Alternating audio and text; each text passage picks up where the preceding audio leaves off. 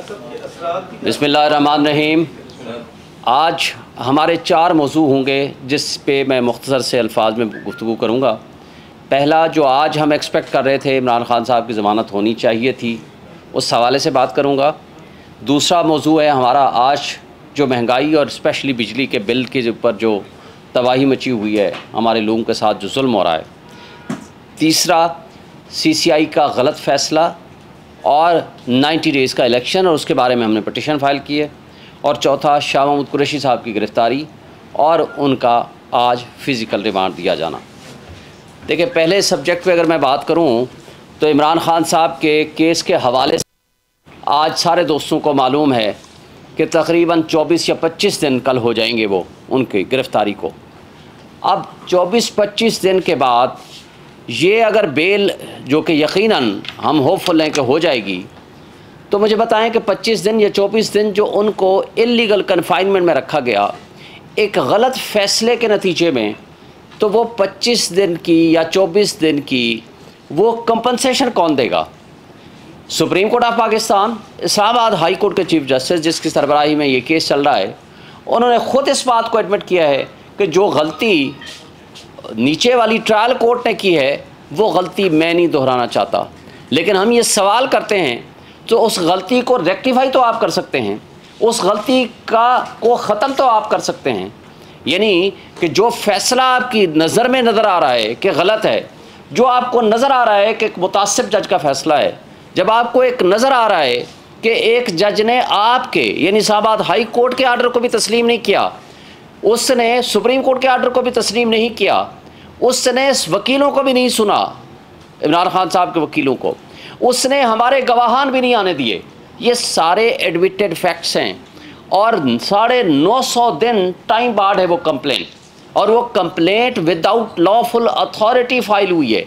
ये सारे मौज़ूआत पे जब आप कन्विंस्ड हैं तो मुझे बताएं कि इतने दिन आपने अटक जेल में रखा हुआ है और वहाँ वकीलों को मिलने की इजाज़त भी नहीं दी है। वकीलों को कहते हैं जी 1 दिन मिलने की इजाज़त देंगे, 180 मुकदमात हैं।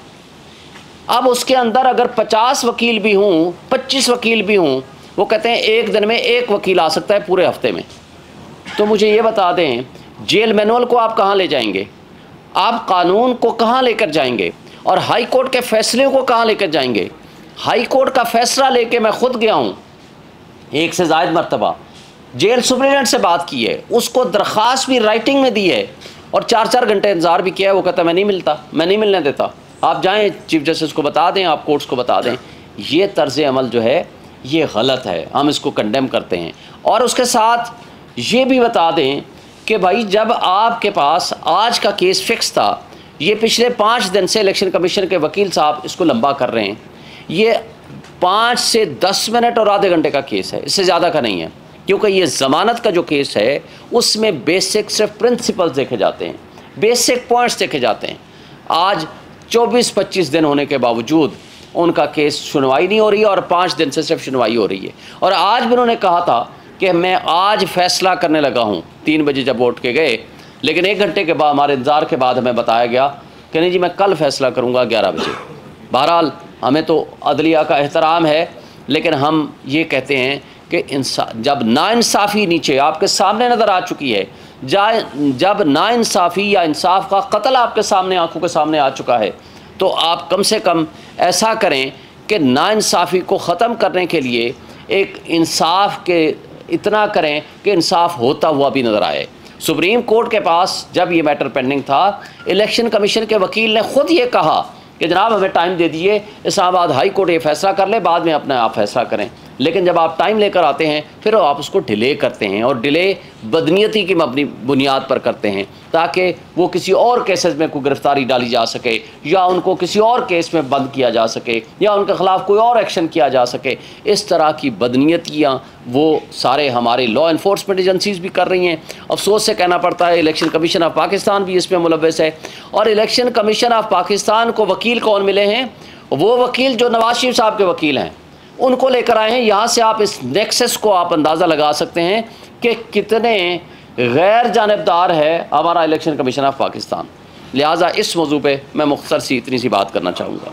अब हम आते हैं दूसरे मौजू पे, वो है हमारी महंगाई, बिजली, गैस और हमारा एक मिडिल क्लास के ऊपर और गरीब आदमी के ऊपर होने वाला जुल्म।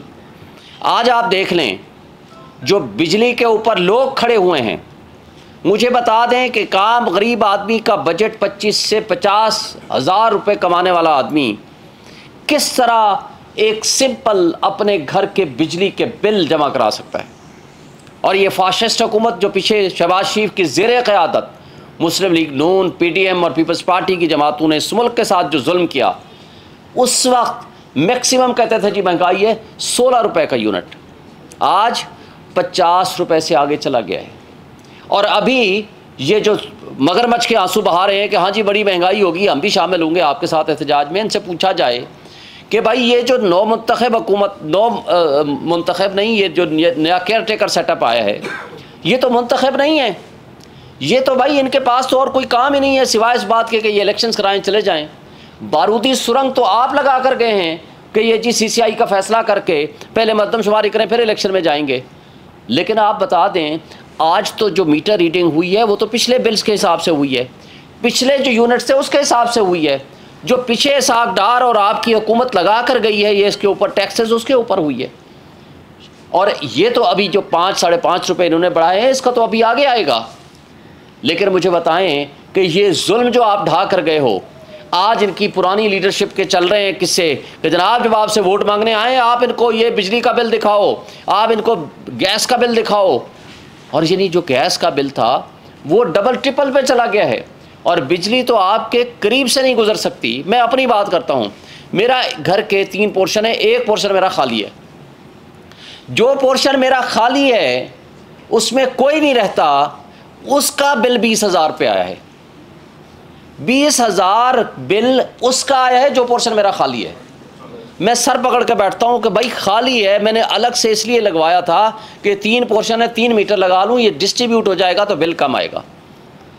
तो अब आप ये अंदाज़ा लगाएं कि यानी मीटर ले लेना ही आपके लिए जुर्म है, तो आप आम आदमी का क्या आप इजाला करेंगे। और आज पाकिस्तान में जो पोजीशन हो चुकी है, जो महंगाई हो चुकी है, कहते थे पिछला पूरा साल 16 महीने पहले चीखते चिल्लाते थे कि जी महंगाई है, महंगाई मुकाओ मार्च के ये मरियम नवाज़ और ये सारे leader so called Hamza Shahbaz ये लेकर आते थे, ये आपके सामने यहाँ इस्लामाबाद में मुजाहरा कर रहे थे कि जनाब महंगाई होगी है, महंगाई ख़त्म करने के लिए हम आए हैं, रियासत की बजाय हम सियासत की बजाय रियासत बचाने आए हैं। भाई आपने तो अपने बोरिया बिस्तर उठाया, इसहाक डार, शहबाज शरीफ, ये जो जोकर्स थे वो जाके लंदन में बैठ गए। भाई मसाइल तो आपने और मैंने सहने हैं जो हम सह रहे हैं इस पाकिस्तान में, और हम मिडिल क्लास ने, हमारे गरीब तबके ने, हमारे लोगों ने, गरीब तो अब बेचारे की ज़िंदगी अजीरन हो गई है, जो मिडिल क्लास थी वो ख़त्म कर दी है हमने, मिडिल क्लास तो रही ही नहीं है। लेकिन उसके साथ साथ आप वो लंदन में याशा करेंगे और हम गरीबों ने भुगतना है एक चलते हुए निज़ाम को, चलते हुए मुल्क को, जहाँ 6.1% GDP थी। इनके आदाद शुमार बता रहे हैं, ये वो आदाद शुमार हैं जो इन्होंने डिक्लेयर किए हैं पिछले साल और आज के। यानी जिस वक्त खान साहब को हटाया 6.1 GDP थी, चलता हुआ मुल्क, चलता हुआ निज़ाम, और उसके अंदर 2 साल कोरोना के भी भुगताए हैं। इस सब कुछ के बावजूद आज जब ये गए हैं, इनके बकौल इनके पिछले साल की जो कारकर्दगी थी 0.3% है और आगे नेगेटिव में जाएगी। ये है इनकी कारकर्दगी। और 24 बिलियन डॉलर के रिजर्व थे जो आज मांगे तांगे के 4 बिलियन डॉलर आपके पास रह गए हैं। और जो वो अफलातून हम लेकर आए थे इसहाक डार की सूरत में, उसने कहा मैं अभी पहुंचा नहीं हूं, तो जनाब डॉलर नीचे आना शुरू हो गया, 50 रुपये नीचे आ गया, मैं इसको 100-150 रुपये पे लाऊंगा। और आज क्या कैफियत है, 170 178 में फ्लक्चुएट करता था, आज 320 325 पे नहीं मिल रहा। और आज आपकी जो पोजीशन पेट्रोल की है, 138 रुपये जब हुआ था या 150 रुपये तक पहुंचा था, इन्होंने चीखना चिल्लाना शुरू कर दिया था इतना महंगा पेट्रोल, और आज आपको तकरीबन 292 प्लस में आपको पेट्रोल चला गया है। और आगे बताया जा रहा है, ये भी खुद बता रहे हैं, कभी 40 रुपये और बढ़ेगा। ये भी ये मगरमच्छ के आंसू बहाने वाले लोग बता रहे हैं जिन्होंने इस मुल्क के साथ बेड़ा गर्क किया है। और आपको DGISPR की रिपोर्ट भी याद होगी, आज ही मैं देख रहा था, उन्होंने कहा जनाब हुकूमत चेंज हो गई है तो डॉलर नीचे आना शुरू हो गया है। तो मैं आज उनसे भी सवाल करता हूं कि जनाब आज तो 16 महीने के बाद डॉलर कहां पहुंच गया है, ये आपके लिए भी सोचने का मकाम है, इसलिए कि नेशनल सिक्योरिटी आज एट रिस्क हो गई है। जब आपके पास रिजर्व नहीं होंगे, जब आपके पास गरीब आदमी के पास खाने को नहीं होगा, जब अफरा तफरी होगी, जब लोग डिसअपॉइंटेड होंगे, जब लोगों की एक आस उम्मीद ख़त्म हो जाएगी। मैं आपको बताऊं, कौमें उस वक्त तबाह होती हैं जिन लोगों की एक उम्मीद की किरण जहां होती है, उम्मीद ख़त्म हो जाती है। और आज उम्मीद क्यों ख़त्म होती जा रही है? इसलिए कि जो 100 कार्ड आप अफलातून लाने थे, हमारी इस्टेब्लिशमेंट ने 16 महीने का तजर्बा कर लिया। अब ये कहते हैं कि अब नए अफलातून हम लेकर आए हैं, ये जो एक्सटेंडेड फॉर्म में बैठे हुए हैं, ये 90 डेज़ में इलेक्शन नहीं कराएंगे, ये आपके मसाइल हल करेंगे। भाई, ये कभी कोई अफलातून इस तरह के मसाइल हल करने वाले होते तो फिर हमारे आइन के मुताबिक ये इलेक्टेड, ये डेमोक्रेटिक नॉर्म्स या डेमोक्रेसी या जमहूरियत ना होती। भाई, जो लोग जिसको चाहते हैं, पीटीआई और खान साहब को, जिसकी आज तमाम पोल्स आप उठा लो, कल का आप इलेक्शंस भी उठा लो, आप केपी का, इसके बावजूद कि सारी लीडरशिप पाबंद सलासल है या अंडरग्राउंड है, या इमरान खान वाइस चेयरमैन हमारे सारे के सारे जेलों में पड़े हुए हैं, उसके बावजूद मैक्सिमम सीटें ली हैं। ये है वो रेफरेंडम जिससे ये डरे हुए हैं, ये इलेक्शन नहीं कराते और इलेक्शन से ये भाग रहे हैं। अब ये मैं इस बात पे, ये बात महंगाई वाले सब्जेक्ट पे बात करके, आज भी हमारी फैक्ट्रीज़ बंद हो चुकी हैं, हमारे कारखाने बंद हो गए हैं, हमारी अनएम्प्लॉयमेंट इतनी ज़्यादा हो गई है कि लोगों को रोज़गार नहीं है। और ना सिर्फ रोज़गार नहीं है बल्कि उसके साथ जो महंगाई इतने उरूज पे चली गई है, लोगों को सर्वाइव करना मुश्किल है। और इसके साथ साथ आपके लिए 12% की महंगाई तो बहुत महंगाई थी पिछले साल, आज 38% पे चली गई है। लेकिन इस बेयकीनी की कैफियत को ख़त्म ना किया, इस अनसर्टेनिटी को ख़त्म ना किया, तो ये 38%, 78% पे चली जाएगी। इसका बहुत बड़ा लॉस होगा। और पिछले साल तमाम इंटरनेशनल इंडिकेटर्स ये कहते हैं कि 0.5% से लेकर 5% चांस ऑफ डिफ़ॉल्ट था, लेकिन आपने 16 महीने की अफलातूनों को ला करके इसको डिफ़ॉल्ट तक पहुंचा दिया। साबिक डिफेंस मिनिस्टर कहते थे हम डिफ़ॉल्ट कर चुके हैं, और डिफ़ॉल्ट होता है क्या है? यही डिफ़ॉल्ट होता है। आपने $1 बिलियन रो धो के ले लिया, आज $1 बिलियन अगर आपको नहीं मिलता तो आपका डिफ़ॉल्ट है। डिफ़ॉल्ट को डिले किया है। तो आज भी हमारे मुक़्तदर तबके, हल्के, इंस्टीट्यूशन, स्टेक होल्डर्स, जमहूरी ताकतें, सब के लिए सोचने का मकाम है। हमने 25 करोड़ आवाम को ज़िंदा रखना है, उनको फूड देनी है, उनको एम्प्लॉयमेंट देनी है। उसका वाहिद हल इस बेयकीनी को ख़त्म करें। आप इलेक्शन अनाउंस करें 90 डेज़ में, पहले ही आप 15 दिन ज़ाय कर चुके हैं। 90 डेज़ का इलेक्शन अनाउंस करने के बाद आप इन केयर टेकर का कोई काम नहीं है सिवाय इस बात के कि वो आए हैं इलेक्शंस कराएं, और इलेक्शंस के अलावा उनका कोई किसी किस्म का कोई काम नहीं है। और इलेक्शंस कराएंगे, स्ट्रॉन्ग डेमोक्रेटिक गवर्नमेंट आएगी तो वो इन मसाइल का हल कर सकेगी। अगर स्ट्रॉन्ग डेमोक्रेटिक गवर्नमेंट नहीं आएगी, आपने इस जबर और खौफ की फ़िज़ा को कंटिन्यू रखा, आपने क्रेडिबल इलेक्शंस ना कराए, आपने इस इलेक्शंस को डिले किया, तो जो तबाही हम इस 15 दिन में देख चुके हैं, पिछले 16 महीनों में देख चुके हैं, तो ये मल्टीप्लाई होती जाएगी, ये बढ़ती जाएगी। इसका हल ये नहीं है, हल इसका है वो गवर्नमेंट आए जिसको लोग वोट दें, ताकि लोग उसके ऊपर ट्रस्ट करें, वो लॉन्ग टर्म पॉलिसीज़ बनाए और उन पॉलिसीज़ को एग्जीक्यूट कराने की पोजीशन पे हो। कौन मुझे बताएं इंटरनेशनल लेवल की जो मुल्क होगा या इंटरनेशनल लेवल की पॉलिसी या सरमायाकार होंगे, वो आकर के आपकी इस इंटरम सेटअप में आकर के इन्वेस्टमेंट करेंगे। वो क्यों करेंगे? उनको पता ही नहीं है कि अगली गवर्नमेंट कौन सी आती है और अगली गवर्नमेंट की पॉलिसीज़ क्या होती हैं। जब ये सिचुएशन होगी तो आपके मुल्क की तबाही मचेगी। और ये 100 कार्ड जो अभी कह रहे हैं, जिसमें पीपल्स पार्टी और PMLN सर फहरिस्त है, जो ये कह रहे हैं हाँ जी हमें कोई एतराज़ नहीं 90 डेज़ में इलेक्शन करा दें। भाई, बारूदी सुरंगें तो आप बिछा कर गए हैं। अब आप CCI जो कि अनकॉन्स्टिट्यूशनल थी, 2 वज़राए आला गैर मुंतखब थे, उनको ये अख्तियार नहीं है अंडर द कॉन्स्टिट्यूशन कि मेजर पॉलिसी डिसीजंस कर सकें, इसलिए कि कॉन्स्टिट्यूशन के मुताबिक पॉलिसी साज सिर्फ मुंतखब नुमाइंदे हो सकते हैं। पंजाब और KP के नुमाइंदे गैर मुंतखब थे, इसलिए कि उनको 18 करोड़ आवाम जो KP और पंजाब की थी, उनके फ़ैसले करने का अख्तियार नहीं है। और फिर CCI के फैसलों के बाद डिलिमिटेशन होती है सिर्फ इस मकसद के लिए ताकि आर्टिकल 51 सब आर्टिकल 5 के मुताबिक आप उसका डिलिमिटेशन करके C2 में रद्दोबदल कर सकें। यहाँ तो आपकी असम्बली है ही नहीं, 2/3 मेजॉरिटी चाहिए आइन में तरमीम के लिए, तो फिर किस काहे को आप डिलिमिटेशन के प्रोसेस में अपना वक्त ज़ाया कर रहे हैं। आप उस वक्त करें जिस वक्त असम्बली मौजूद हो, CCI कॉन्स्टिट्यूटेड हो वैलिडली, और उसके मुताबिक आप प्रोसीड करें। आइन आर्टिकल 224 इसमें बड़ा वाज़ेह है, आइन का आर्टिकल 48 बड़ा वाज़ेह है, आइन का आर्टिकल 105 बड़ा वाज़ेह है, जो ये कहता है कि अगर on the expiry of its term कोई असम्बली चली जाए तो वो 60 डेज़ में इलेक्शन होगा, और अगर डिसोल्यूशन हो जाए, बेशक 1 दिन पहले हो, 6 महीने पहले हो या 1 साल पहले हो, तो उसका होगा election within not later than 90 days. ये कॉन्स्टिट्यूशनल तकाजा है। आज आप अपने मुल्क को क्यों बेआइन करने चाह रहे हैं?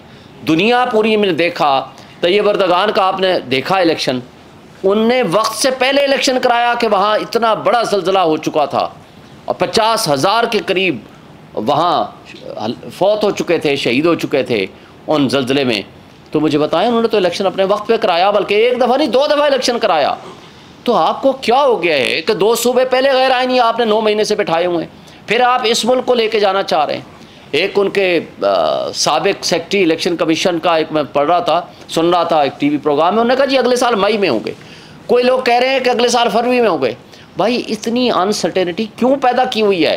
फिर प्रेसिडेंट ऑफ पाकिस्तान ने कहा कि मेरे साथ कंसल्टेशन के लिए आ जाओ, इलेक्शन कमीशन को कहा। कमाल का इलेक्शन कमीशन है, इतना गैर जानबदार है। उसने प्रेसिडेंट को लिख दिया, जो सबसे आइनी बड़े ओहदे पे बैठे हैं, जो आइनी सरबराह हैं, रियासत के सरबराह हैं, supreme commander of the army हैं और पार्लियामान का हिस्सा हैं, उनको कहते हैं मैं आपको कंसल्ट करने नहीं आता, आपका काम ही नहीं है इलेक्शन कराना, आपकी इलेक्शन की डेट देना। आर्टिकल 48 वाज़े तौर पर कहता है, सब आर्टिकल 5 कि जब असम्बली डिज़ोल्व करेगा प्रेसिडेंट ऑफ पाकिस्तान तो वो डेट देने का पाबंद है, नॉट लेटर दैन 90 डेज़। आप उसको इनकार कर रहे हो। भाई आप जाएं, अगर आपका मौक़िफ़ है तो आप वहाँ जाकर उनको बताएं कि आप दे सकते हैं या नहीं दे सकते, लेकिन ये कहना कि हम आपको मिलने ही नहीं आएंगे और सेम डे, हमारी ग़ुलामी की मिसालें देखें, सेम डे US एम्बेसडर के साथ मिलते हैं और उसके साथ इलेक्शन डिस्कस करते हैं, मामलात डिस्कस करते हैं, तय करते हैं, फिर उसको पब्लिश करते हैं कि जनाब हमने US एम्बेसडर के साथ मिल लिया। ये है आपके मुल्क की खुद मुख्तारी और सलामती की सूरत हाल। इससे बड़ी बदकिस्मती और क्या हो सकती है? इसलिए PTI ने फैसला किया है, आज हमने पटिशन फाइल कर दी है। CCI के फैसले अनकॉन्स्टिट्यूशनल एंड इलीगल हैं। आइन के मुताबिक 90 डेज़ में इलेक्शन होने हैं। पिछले दोनों सूबों के इलेक्शन 90 डेज़ में नहीं हुए, सुप्रीम कोर्ट की जजमेंट की वायलेशन हुई है। उसमें भी हमारा तकाजा है, हमारा मुतालबा है कि उसमें कंटेम्प्ट प्रोसीडिंग शुरू की जाएं जिन्होंने सुप्रीम कोर्ट के फैसलों को नहीं माना। और चीफ जस्टिस ऑफ पाकिस्तान से हम ये मुतालबा करते हैं कि वो फौरी तौर पर इन केसेस को लगाए और इनके डिसाइड करे और विद इन 90 डेज़ इलेक्शन का इनकाद होना चाहिए। और इसके बारे में कि कौन डेट दे सकता है नहीं दे सकता, ये बात ऑलरेडी 1 मार्च के फैसले में सुप्रीम कोर्ट तय कर चुकी है। और 1 मार्च 2023 के फैसले को किसी पार्टी ने चैलेंज भी नहीं किया। तो लिहाजा ये कहना कि आज इलेक्शन कमीशन का, और उस वक्त इलेक्शन कमीशन ख़ुद ये कहता था कि जनाब ये असम्बली जो KP की असम्बली डिज़ोल्व की है, KP के गवर्नर ने, उसने तारीफ़ देनी है। बल्कि वो तो ये कहता था कि जो असम्बली डिज़ोल्व की है पंजाब के गवर्नर ने by efflux of time dissolve हुई, उसने डिज़ोल्व नहीं की थी। वो कहता था ये भी उसने तारीफ़ देनी है। जो वो पावर थी उस वक्त सेक्शन 57 के तहत प्रेसिडेंट ऑफ पाकिस्तान के पास, वो पावर अब अमेंडमेंट करके ये सो कार्ड जो PDM की फाशिस्ट हुकूमत थी, उनको मैं इसलिए कहता हूँ कि वो जो जुल्म ढा कर गए हैं जमहूरियत के साथ, जो आइन के साथ, जो इस मुल्क के साथ, जो बुनियादी हुकूक के साथ, वो पावर प्रेसिडेंट से लेके इलेक्शन कमीशन को दे दी। क्योंकि ये चाहते नहीं थे कि इलेक्शन कमीशन तो पहले ही कंप्रोमाइज़ है, ये चाहते नहीं थे 90 डेज़ में इलेक्शन हो। अगर ये चाहते तो मुझे बताएं 90 डेज़ में इलेक्शन होते, ये पूरे 30 अप्रैल को ये मरदमशुमारी ख़त्म हुई तो अगले दिन महीने में, जून में, जुलाई में ये CCI की मीटिंग करके कर लेते। क्यों नहीं किया? इसलिए कि 4 दिन पहले अपने इख्तितामी जो इनका पीरियड था उससे पहले 5 तारीख को जा कर के इन्होंने CCI पे फैसला किया, सिर्फ इबहाम क्रिएट करने के लिए। और साथ ये भी लॉ बना दिया कि जनाब आप ये जो पावर प्रेसिडेंट के पास है वो चेंज करके अब इलेक्शन कमीशन उस पावर को एक्सरसाइज करेगा, लेकिन वो कर नहीं सकता क्योंकि ये असम्बली डिज़ोल्व की है national assembly president of Pakistan ने। लिहाजा मैं समझता हूँ कि इसके ऊपर दूसरी कोई राय नहीं है। तमाम बार एसोसिएशंस, तमाम बार काउंसिल्स, तमाम लीगल फर्टर्निटी इसके ऊपर एक ही नुक्ते पे मुत्तफ़िक़ है कि 90 डेज़ में इलेक्शन होने चाहिए और ये डेट देने का अख्तियार भी प्रेसिडेंट ऑफ पाकिस्तान का है और CCI को कोई पावर नहीं है, अनकॉन्स्टिट्यूशनल उसके फैसले थे, उसकी भी कोई लीगल हैसियत नहीं है। लेकिन सब कुछ भी अगर मान लिया जाए तो आइन ये इस बात का मुतकाज़ी है कि आपने not later than 90 days election कराने हैं। अब एक बात मैं कहूँगा, शाह महमूद कुरैशी साहब हमारे वाइस चेयरमैन, आपको याद होगा, यहाँ वो आपके साथ प्रेस कॉन्फ्रेंस करके घर पहुँचे ही थे, उनको गिरफ़्तार कर लिया। ये worst kind of political victimisation है। आज जिस साइफ़र के बारे में गुफ्तगू हो रही है, मुझे ये बताएं, साइफ़र के हवाले से लंबी बात किए बग़ैर एक काबिल ज़मानत जुर्म में सेक्शन 5 सब सेक्शन 3 का सेक्शन जो है सब आर्टिकल उसका सेक्शन B है, जिसके अंदर मैक्सिमम सज़ा 2 साल है, यानी काबिल ज़मानत जुर्म में आज 9th डे था उनका रिमांड का और आगे 2 दिन के लिए जज साहब ने और रिमांड दे दिया।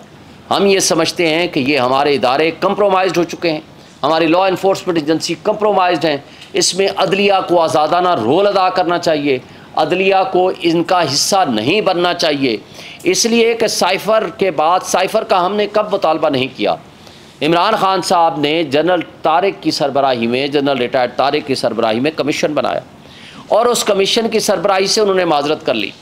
2 दफ़ा ये कैबिनेट में गया और कैबिनेट ने उसको डीक्लासीफाई करने का हुक्म दिया और 2 दफ़ा नेशनल सिक्योरिटी कमेटी में गया और उन्होंने उसके ऊपर मिनट्स जारी किए हैं।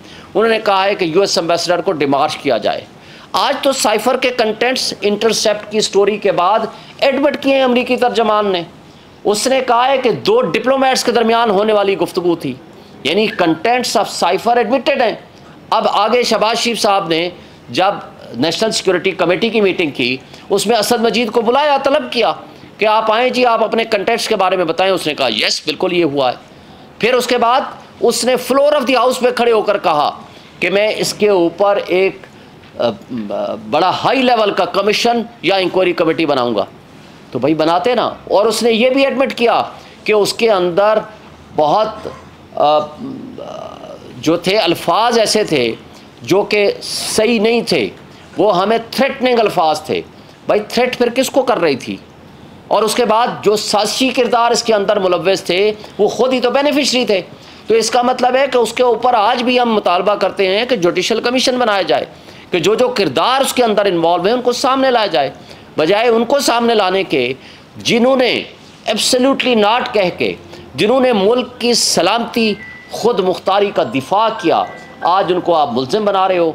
और जिन लोगों ने ग़ुलामी कबूल की उनको आपने हुक्मरान बना के उनको आपने मुद्दाई और मुंसिफ बना दिया इस केस में। इससे बड़ी ज़्यादती और क्या हो सकती है? इसमें हमारे जो इदारे FIA और लॉ इन्फोर्समेंट एजेंसीज इसमें कंप्रोमाइज़्ड हैं, वो फ्री एंड फेयर इसमें इन्वेस्टिगेशन नहीं कर रही और उनसे हमें तवक्को भी नहीं है। इसलिए हमारा मुतालबा है कि शाह महमूद कुरैशी को गैर कानूनी तौर पर हिरासत में रखा हुआ है, इल्लीगल उनकी कस्टडी है और उनका जो है उनको फौरी तौर पर रिलीज़ करने का हुक्म सादर किया जाए। Thank you.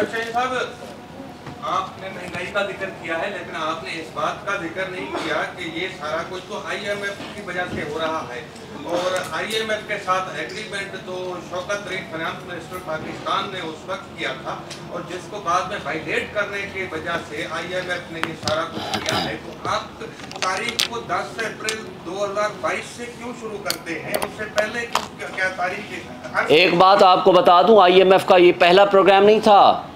IMF के पहले भी प्रोग्राम हुए, पहली बार हुआ ना, पहली दफ़ा प्रोग्राम नहीं था IMF का। सर मैं आप सुनेंगे नहीं मेरे भाई, आप जवाब सुन लेना तो फिर आप बात करें।